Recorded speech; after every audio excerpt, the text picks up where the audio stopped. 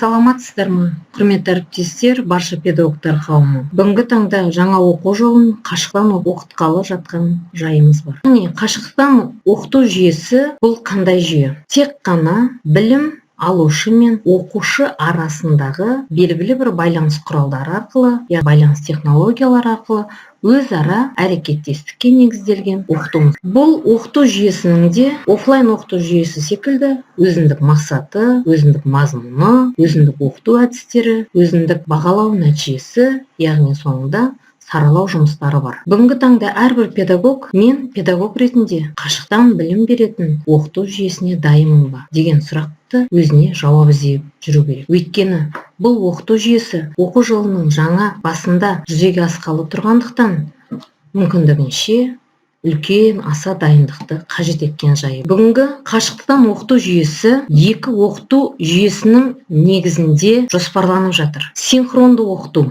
Бұл синхронды оқыту дегеніміз белгілі бір уақытқа негізделген, арнайы көрсетілген кесте бойынша оқыту тәртібімен жүзеге асады. Яғни ол қандай жүйе? Мысалға, Zoom платформасы арқылы, Times, Google Meet платформалары арқылы белгілі бір уақытты оқушыға жария ете отырып, сол уақытта бүкіл сыныпты оқыту жүйесіне тарту. Ал екінші асинхронды оқыту болатын болса, бұл мұғалім мен оқушының арасындағы белгілі бір уақытқа, арнайы уақытқа негізделмеген, яғни тапсырманы мұғалім оқушыға жібереді, оқушы өзінің ыңғайына қарай, белгілі бір байланыс құралдары арқылы, өзінің мүмкіндігіне қарай тапсырмаларды электрондық почтаға, болмаса жаңағыдай WhatsApp желісіне, болмаса Телеграмға жүктеп тапсырмаларды орындап отырады. Бүгінгі таңда тапсырмаларды оқыту формаларына, яғни ең тиімді әдіс бұл Google Classroom болып саналады. Бұл Google Classroom тапсырмалары мынадай жағдайда қолданған өте орынды. Яғни белгілі бір сыныптан бір сауалнама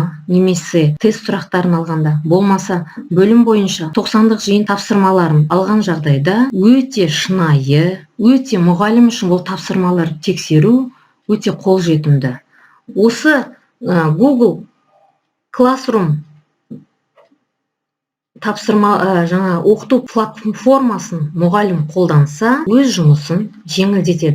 Қашықтық оқыту жүйесінде, яғни оқушы мен мұғалімнің арасында өзіндік қызметінің атқаратын рөлдері бар. Мұғалім бұл бағытта оқу сапасын, яғни оқу қызметін ұйымдастырушы ретінде танылып, яғни сарапшылық қызметкерді атқарады. Ал оқушы болса, өз бетінше оқи отырып, оқуға ынталанады, яғни сіздің жасап жатқан оқу әрекеттеріңіздің нәтижесінде оқуға қатыса алады. Енді қараңыздар, әрбір мұғалім өзінің қашықтан оқыту сабағын жоспарлаған кезде, мен сабақтың мазмұны бойынша нені оқытуым керек? Яғни қалай сол таңдалып жатқан әдіс тәсілдерді оқыту формасында қалай қолданамын? Яғни қандай жүйені, байланыс, яғни технологияларын, оқыту технологияларын, қандай құралдарды негізге ала отырып жүзеге асырамын деген ойды өзіндік жоспарында болу керек. Сонымен қатар, мазмұны бойынша қашықтық оқытуда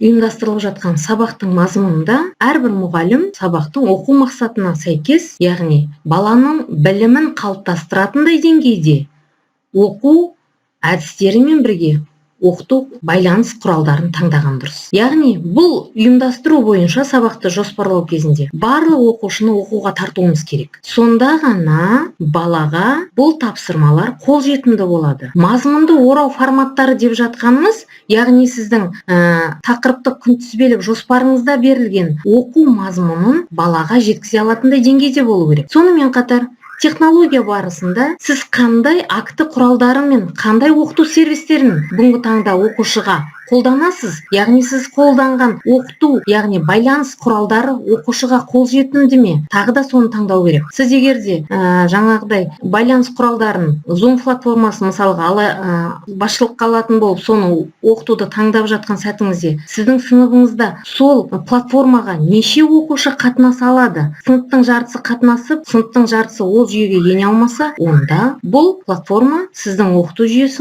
жүйеңізде тиімсіз болады. Сондықтан да балалардың, яғни бұл жүйені таңдаған кезде сыныптың деңгейіне қарай саралау жұмыстарын жүргізгеніміз дұрыс. Әрбір мұғалім сабақты жоспарлаған кезде мына нәрселерде, мына сұрақты негізге ала отырып ескеру керек. Мен өз оқушыларымды жақсы білемін бе? Оларға қай кезде қызығушылықпен оқиды? Олардың оқуына не көмектеседі? Оқуға не кедергі келтіреді? Әрбір оқушыны білім алу үшін қандай жағдайлар жасауым қажет? Яғни сіздің қашықтан ұйымдастырылып жатқан 10 минуттық сабағыңыздың аясында кіріспе бөлімде, негізгі бөлімде, қорытынды бөлімде болу керек. Бұл негізде сіздің жоспарланып жатқан сабақ жоспарыңыз, яғни қамыжыңызда балалардың мүмкіндігі мен оның жағдайларын ескере отырып, айқындай отырып, оқу мақсаттарына жетуіңіз қажет. Әрбір таңдалып жатқан әрекетке түсіретін сіздің әдіс тәсілдеріңізге сәйкес акті құралдарының технологиялық түрлері таңдалу қажет. Соның аясында сіз сабақтың мазмұнын жеткізуіңіз керек. Құрметті әріптестер, бүгінгі таңда әрбір жасалынып жатқан қадам, әрбір жасалынып жатқан әрекет балаға қашықтан білім беру жүйесінде қолжетімді болып. Назар қойып тыңдағандарыңызға үлкен рахмет.